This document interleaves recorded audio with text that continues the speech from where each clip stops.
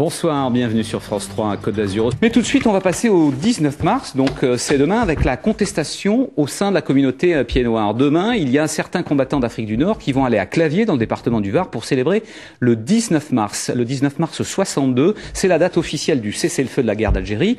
Or, il y a des pieds-noirs qui vont aller manifester contre cette commémoration parce qu'ils disent, après le 19 mars, il y a eu beaucoup d'exactions, des milliers de morts notamment, et ils accusent l'armée française à propos de la fusillade du 26 mars à Alger où des militaires de l'armée française ont donc tiré sur des pieds noirs. C'est un reportage de Jean-Claude Honorat et de Francis Mallory.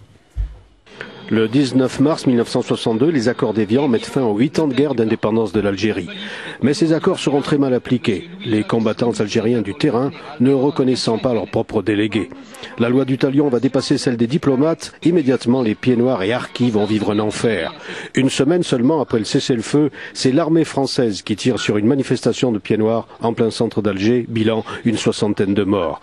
Philippe Gauthier, 28 ans, ancien commando marine devenu ingénieur chez IBM, reçoit une balle française dans la nuque. Je suis partie à la morgue, mais c'était des gens qui hurlaient en permanence. Vous savez, on mettait de l'eau sur les cadavres parce que on m'a expliqué après qu'il y avait trop de sang, qu'il fallait les laver. Alors ils étaient tout nus, on les lavait, ils avaient des linges sur eux, mais on se disputait pour chercher son mort parce qu'ils étaient empilés les uns sur les autres. Je vous assure, on se disputait. Les femmes hurlaient, le tombait par terre.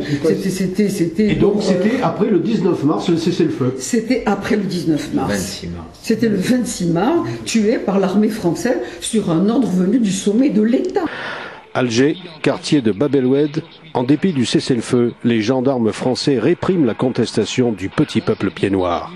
On a envoyé des chars qui ont monté sur les voitures, qui ont écrasé les voitures. On a envoyé la soldatesque, c'est-à-dire les gardes mobiles, qui ont saccagé sous prétexte de fouilles, ont saccagé les appartements, ont démoli, ont pillé, puisqu'ils ont pris du fric, un certain nombre de choses comme ça.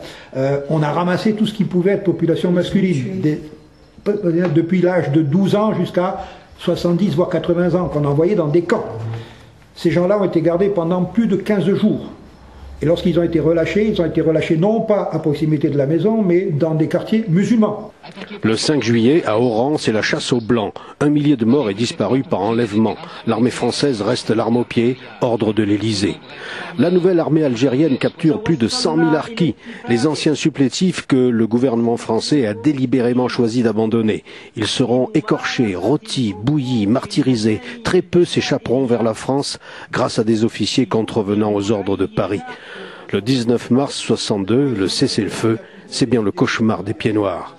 Pour moi, le 19 mars, c'est le déshonneur de l'armée française. C'est pour ça que je ne comprends pas qu'on puisse commémorer. C'est pire qu'une armistice. De 40 ou d'autres. Demain, la plupart des anciens combattants d'Algérie célébreront le cessez-le-feu du 19 mars. Les pieds noirs, eux, viendront exprimer à nouveau leur inextinguible blessure.